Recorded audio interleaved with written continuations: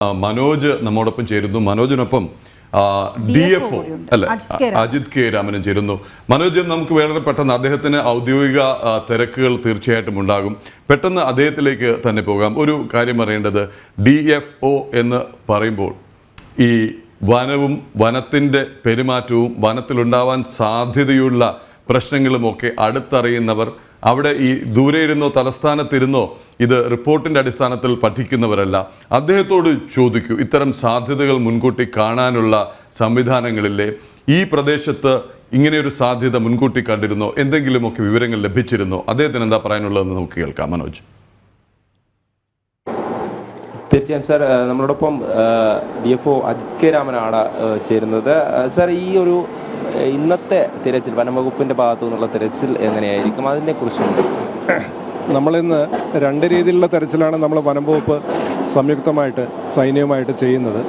ഒന്ന്, നമ്മൾ ഈ പറയുന്ന സൺറൈസ് വാലിയുടെ താഴെ ഭാഗത്തുള്ള പുഴയുടെ രണ്ട് വശങ്ങളിലും, അതായത് നമ്മൾ ഹെലി ഡ്രോപ്പിംഗ്, സൈന്യം തന്നെ ഹെലികോപ്റ്ററിൽ ഫോറസ്റ്റ് ഉദ്യോഗസ്ഥരും അതുപോലെ തന്നെ NDRFും പാരാമിലിറ്ററി ഫോഴ്സസും എല്ലാം തന്നെ എയർ ഡ്രോപ്പ് ചെയ്ത് അവിടെ ഇരുകരകളിലും പുഴയുടെ ഇരുകരകളിലും സെർച്ച് നടത്തുകയാണ്.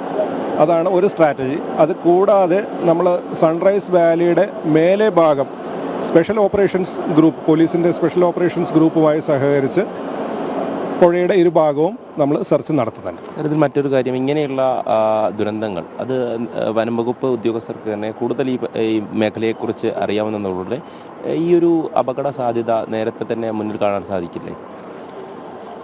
നേരത്തെ തന്നെ സൂചിപ്പിച്ചാണ്, 2020 തന്നെ ഉരുൾപൊട്ടിയ മേഖലയിൽ തന്നെയാണ് ഈ ഒരു ഉരുൾപൊട്ടലും ഉണ്ടായിട്ടുള്ളത്. അപ്പോൾ ഇത് സ്വാഭാവികമായിട്ടും നമ്മളെ സോയിൽ കൺസർവേഷൻ ഡിപ്പാർട്ട്മെൻറ്റിൻ്റെ എല്ലാം പഠനങ്ങൾ അന്നേ തന്നെ വ്യക്തമാക്കിയിട്ടുള്ളതാണ്. ഇതൊരു റെഡ് സോൺ ഏരിയ ആണ് എന്നുള്ളത് അന്ന് തന്നെ വ്യക്തമാണ്. നേരത്തെ തന്നെ ഉരുൾപൊട്ടൽ സാധ്യതയുള്ള മേഖലയാണ് എന്നുള്ളത് വ്യക്തമാക്കിയിട്ടുള്ള കാര്യമാണ്.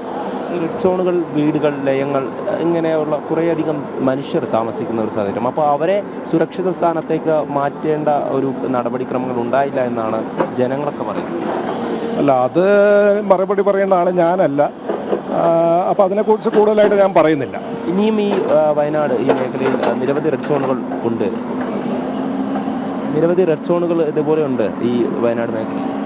വയനാട് മേഖലയിൽ പൊതുവെ റെഡ് സോണുകൾ ഉണ്ട്. ഇത് കൂടാതെയും ഈ പറയുന്ന കുറിച്യാർ മലയുടെ താഴെ ഭാഗവും അതെല്ലാം തന്നെ, പിന്നെ അതുപോലെ തന്നെ പെരിഞ്ചേരി മലയുടെ താഴെ ഭാഗവും ഇതെല്ലാം തന്നെ റെഡ് സോണിൽ പെടുന്നതാണ്. അവിടെയെല്ലാം തന്നെ ജാഗ്രത പുലർത്തേണ്ടതാണ്. അതുപോലെ തന്നെ ഈ വനമേഖലയ്ക്കുള്ളിൽ താമസിക്കുന്ന ചിലരുണ്ട്, അതായത് വിവിധ വനവാസി വിഭാഗത്തിൽപ്പെട്ട നിലവിലുണ്ട്. അപ്പോൾ അവരെ ഇങ്ങോട്ടേക്ക് കൊണ്ടുവരാനുള്ള ഒരു ശ്രമം നടത്തിയിരുന്നു. പക്ഷേ പലരും അതിന് വഴങ്ങിയില്ല എന്നുള്ളതാണ്. ഇങ്ങോട്ടേക്ക് വരാൻ കൂട്ടാക്കിയില്ല, അവിടെ തന്നെ നിൽക്കുന്നു എന്നുള്ള കാര്യമൊക്കെയാണ് പറഞ്ഞത്. അവരെ മുഴുവനായിട്ടും ഇങ്ങോട്ടേക്ക് കൊണ്ടുവന്നിട്ടുണ്ടോ?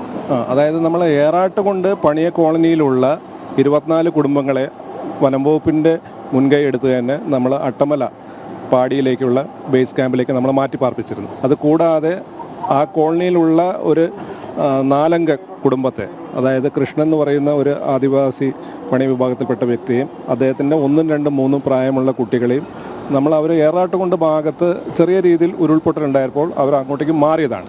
അവരെയും സുരക്ഷിതമായിട്ട് നമ്മുടെ അട്ടമലയിലുള്ള APCയിലേക്ക് മാറ്റിയിട്ടുണ്ട്. ഒരുപക്ഷെ മനുഷ്യൻ്റെ ഭാഗത്തുനിന്നും, അതായത് പ്രകൃതിയോട് ഇണങ്ങി ജീവിക്കുക എന്നാണല്ലോ. അപ്പോൾ ഈ ഉരുൾപൊട്ടലൊക്കെ ഉണ്ടാവാൻ സാധ്യത ഏറുന്നത് എന്തുകൊണ്ടാണ്? അല്ല, ഉരുൾപൊട്ടൽ എന്ന് പറയുമ്പോൾ നമുക്ക് ഇത് തന്നെ നമ്മൾ അതിതീവ്ര മഴ, അതായത് ഒരു 24 മണിക്കൂർ 48 മണിക്കൂറിൽ 57 സെൻറ്റിമീറ്ററിൽ കൂടുതൽ മഴ ലഭിച്ചു കഴിഞ്ഞാൽ ഏതൊരു പ്രദേശത്തുള്ള മണ്ണിൻ്റെയും ആ ഒരു ജലാകിരണ ശേഷി നഷ്ടപ്പെടുകയും അതോടൊപ്പം തന്നെ ഉരുൾപൊട്ടും എന്നുള്ളത് സ്വാഭാവികമായിട്ടുള്ളൊരു കാര്യമാണ്. അതിതീവ്ര മഴ തന്നെയാണ്, ഒരു ചെറിയ പ്രദേശത്ത് അതിതീവ്രമായിട്ടുള്ള രീതിയിൽ മഴ പെയ്തത് തന്നെയാണ് ഇതിൻ്റെ ഒരു കാരണം. തീർച്ചയായും. അപ്പോൾ ഇനി ഇവരുടെ പുനരധിവാസം അതൊക്കെ ഇനി ആലോചിക്കേണ്ടതാണ്. അതോടൊപ്പം തന്നെ ഇനി ഈ മേഖല ഒരു സുരക്ഷിത കേന്ദ്രമാണെന്ന് പറയാൻ പറ്റില്ലല്ലോ. മേഖല സുരക്ഷിതമാണെന്ന് നേരത്തെയും പറഞ്ഞിട്ടില്ല. നമ്മളെ സുരക്ഷിതമല്ല എന്നുള്ള സൂചനകൾ തന്നെയാണ് 2020 ഉരുളുണ്ടായപ്പോഴും പറഞ്ഞിട്ടുള്ളത്. അപ്പോൾ അത് തന്നെയാണ് പറയാനുള്ളത്. തീർച്ചയായും. മറ്റൊരു കാര്യം, ഈ വനമേഖലയ്ക്കുള്ളിൽ ഈ ആളുകൾക്ക് കടന്നു ചെല്ലാൻ പറ്റാത്ത നിരവധി സ്ഥലങ്ങളുണ്ട്. അപ്പോൾ ആ പ്രദേശത്തൊക്കെ മൃതശരീരങ്ങൾ ഉണ്ട് എന്നുള്ള ഒരു വിലയിരുത്തലാണ് നിലവിലുള്ളത്.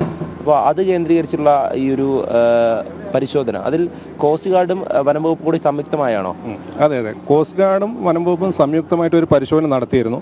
അതുകൂടാതെ കഴിഞ്ഞ ദിവസം തന്നെ നമ്മളെ വനം വകുപ്പും NDRF സംഘവും കൂടെ സംയുക്തമായിട്ട് പരിശോധന നടത്തിയിരുന്നു. കുറേയേറെ മൃതദേഹങ്ങളും ശരീരാവശിഷ്ടങ്ങളും നമുക്ക് കിട്ടുന്നുണ്ട്. അവയെല്ലാം തന്നെ സമയാസമയങ്ങളിൽ എയർലിഫ്റ്റ് ചെയ്യുന്നുമുണ്ട്. പക്ഷേ ഇനിയും ആ പരിശോധനകൾ തുടരും എന്ന് തന്നെയാണ് പറയാനുള്ളത്. അതുകൊണ്ട് തന്നെ ഈ മേഖലയിൽ നിന്ന് ഈ ഉരുൾപൊട്ടി എത്തിയപ്പോൾ ഇവിടെ നിന്നും ആ ഒരു ഫോഴ്സിൽ അങ്ങോട്ടേക്ക്, അതായത് ചാലിയാറിലേക്കാണ് നിരവധി 1 മണിക്കൂറിനകം തന്നെ അങ്ങോട്ടേക്ക് മൃതദേഹം എത്തിയെന്നാണ് അറിയാൻ കഴിഞ്ഞത്. അപ്പോൾ ഈ മേഖല വനാതിർത്തി, അതോടൊപ്പം തന്നെ ഈ പുഴയോരങ്ങൾ കേന്ദ്രീകരിച്ച് ഈ വെള്ളച്ചാട്ടങ്ങൾ, ഇവിടെയൊക്കെ ദുർഗന്ധമുണ്ട് എന്ന് നാട്ടുകാർ പറയുന്നുണ്ടോ? അങ്ങനെയാണ്, അത് കേന്ദ്രീകരിച്ചാണോ ഈ പരിശോധന നടത്തുന്നത്? അതെ അതെ അതെ, നമുക്ക് 3 വെള്ളച്ചാട്ടങ്ങളാണ് ഉള്ളത്: സൂചിപ്പാറ, കാന്തമ്പാറ, മീൻമുട്ടി. അപ്പോൾ ഈ ഭാഗങ്ങളിലെല്ലാം തന്നെ, അപ്പോൾ താഴെ ഭാഗത്ത് നിന്ന്, പ്രത്യേകിച്ച് നിലമ്പൂർ, പോത്തുകല്ല്, മുണ്ടേരി ഭാഗത്തുനിന്ന് നമ്മുടെ ഫോറസ്റ്റ് ഡിപ്പാർട്ട്മെൻറ്റും NDRF 30-ാം തീയതി 31-ാം തീയതി തന്നെ 2 കരകളിലും, ചാലിയാറിൻ്റെ 2 കരകളിലും പരപ്പമ്പാറ വരെ സെർച്ച് നടത്തിയിട്ടുള്ളതാണ്. അപ്പോൾ ആ ഭാഗം എല്ലാം കവർ ചെയ്തതാണ്. അതായത് നാട്ടുകാരടക്കം എല്ലാം കവർ ചെയ്ത് അവിടെ തീർത്തതാണ്. അപ്പോൾ പരപ്പമ്പാറയുടെ മേലെ ഭാഗവും കഴിഞ്ഞ ദിവസം നമ്മൾ 18 പേര് കുടുങ്ങിയതുമായി ബന്ധപ്പെട്ട് അവരെ രക്ഷിക്കാൻ വേണ്ടി നമ്മളും സെർച്ച് നടത്തിയത്. അതായത് അവരെ രക്ഷിക്കാൻ വേണ്ടി പോയപ്പോൾ നമ്മളും സെർച്ച് നടത്തിയിരുന്നു. പിന്നെ സൂചിപ്പാറയുടെ താഴെ ഭാഗവും നമ്മൾ സെർച്ച് നടത്തിയതാണ്. സൂചിപ്പാറയുടെ മേലെ ഭാഗവും നമ്മളിപ്പോൾ സെർച്ച് നടത്തിയതാണ്. അതായത് ഈ പറയുന്ന ചെക്ക് ഡാം പരിസരം വരെയുള്ള. അപ്പോൾ ഈ നാട്ടുകാരുടെ ഒരു വിവരം, അവർ നൽകുന്ന വിവരങ്ങൾ കൂടെ സഹായകരമാകുന്നുണ്ടോ? തീർച്ചയായിട്ടും നാട്ടുകാരുടെ ഇൻപുട്സും കൂടെ എടുത്തുകൊണ്ടാണ് നമ്മൾ സെർച്ച് നടത്തുന്നത്. അത് കേന്ദ്രീകരിച്ചിട്ടാണ് നമ്മൾ ഈ പറഞ്ഞ സെർച്ച് ലൊക്കേഷൻസ് തീരുമാനിക്കുന്നത്.